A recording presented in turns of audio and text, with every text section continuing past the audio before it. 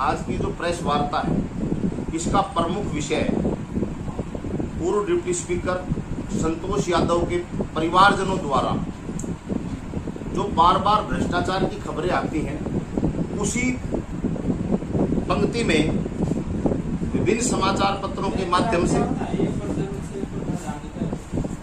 विभिन्न समाचार पत्रों में एक खबर छप रही है कल से लगातार कि पूर्व डिप्टी स्पीकर संतोष यादव की सगी बहन अनीता यादव जो कि आईएएस अधिकारी रही हैं, उन्होंने फरीदाबाद नगर निगम का 200 करोड़ के घोटाले में उन पर मुकदमा दर्ज किए जाने के एंटी करप्शन ब्यूरो को हरियाणा सरकार ने मंजूरी दे दी। इस पर सबसे पहले तो हम भारत की ईमानदार मोदी सरकार, जिन्होंने भ्रष्टाचार को खत्म करने का, जड़ से खत्म करने का संकल्प लिया हुआ है, हरियाणा सरकार और संबंधित अधिकारियों सभी का धन्यवाद करते हैं। उसके उपरांत जो ये परिवार है जिसके बार बार घोटाले उजागर होते हैं, जब ये लोग सत्ता में रहे, संतोष यादव जब विधायक बनी अटेली से और वो डिप्टी स्पीकर बनी, उस समय जैसे ही बनी, सबसे पहले अटेली मंडी में एक 9 साल की छोटी बच्ची जिया का बलात्कार हुआ, हत्या हुई। उन बलात्कार के दोषियों के संरक्षण के आरोप भी इस परिवार पर लगे थे।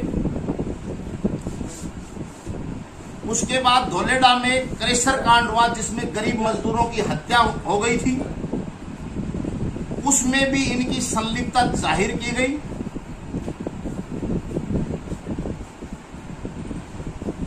इनके भाई जो कि रेवाड़ी रोडवेज डिपो में जीएम पद पर थे, उन पर रेवाड़ी रोडवेज के स्क्रैप का घोटाला किए जाने के आरोप लगे। विभिन्न पंचायतें, विभिन्न नगर पालिकाएं, विभिन्न समितियों में बार बार इस तरह के आरोप लगते रहे इस परिवार पर। और अब इनकी आईएएस बहन अनीता यादव का ये मामला उजागर हुआ है। हम सब जन यहाँ इसलिए इकट्ठे हुए हैं कि राजनीति में जो ये आकंठ भ्रष्टाचारी लोग हैं, इनकी कोई जगह नहीं रही। भारतीय जनता पार्टी एक ईमानदार सोच की पार्टी है, जिसका संकल्प पत्र पिछले चुनाव में भी था, उससे पिछले में भी था कि भ्रष्टाचार की जीरो टॉलरेंस की जाएगी। उस सब के चलते हुए इस परिवार की गहनता से, गंभीरता से सीबीआई से, एनआई से, एंटी करप्शन ब्यूरो से जांच की जाए और केवल इनकी नहीं, इनके सगे संबंधियों तक की जांच की जाए, क्योंकि ये भ्रष्टाचार का जितना माल जमा किया हुआ है, ये क्या पता किसके पास मिले। इसकी जांच की जाए और जांच के उपरांत दोषियों को बड़ी से बड़ी सजा दी जाए। यहाँ आप सब साथियों को एक बात मैं और बताना चाहूंगा कि यही वो परिवार है जब भारतीय जनता पार्टी के कार्यकर्ताओं ने 2019 में इनके खिलाफ भारतीय जनता पार्टी को चेताया कि इनको टिकट नहीं मिलनी चाहिए, ये भ्रष्टाचार में डूबे हुए हैं। सड़कों पर जब भारतीय जनता पार्टी का कार्यकर्ता उतरा तो इनकी टिकट कटी और वर्तमान विधायक जी को टिकट मिली। उस समय 2019 के चुनाव में भी भारतीय जनता पार्टी के अधिकृत प्रत्याशी के खिलाफ इन्होंने काम किया। ऐसी जगह जगह से उस चुनाव में रिपोर्ट आई, परंतु राजनीतिक साठगांठ करके, राजनीतिक षड्यंत्रबाजी से ये लोग भारतीय जनता पार्टी में प्रदेश उपाध्यक्ष तक पहुंचे। हम मांग करते हैं हरियाणा प्रदेश अध्यक्ष से कि इन लोगों पर अगर भ्रष्टाचार के आरोप साबित होते हैं तो भारतीय जनता पार्टी से ऐसे लोगों को निष्कासित किया जाए।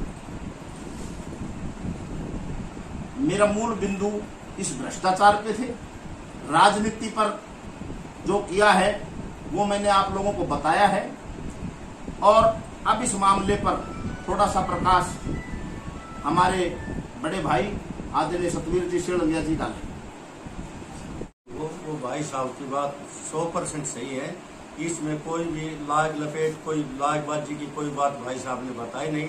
हम तो भारतीय जनता पार्टी के शीर्ष नेतृत्व से यही मांग करते हैं, अब भ्रष्टाचार में जो लिपित है उसको पार्टी से निष्कृत किया जाए, उसको पार्टी में कोई जगह नहीं दी जाए, जिससे पार्टी को कोई बदनामी झेलनी पड़े। सीनियर पार्टी के अधिकारियों ने कहा वो बात सही है कि देश प्रदेश में मोदी सरकार की ईमानदारी की छवि है और इन जैसे भ्रष्ट लोग पार्टी में रहेंगे तो हमारी पार्टी को बहुत भारी नुकसान होगा।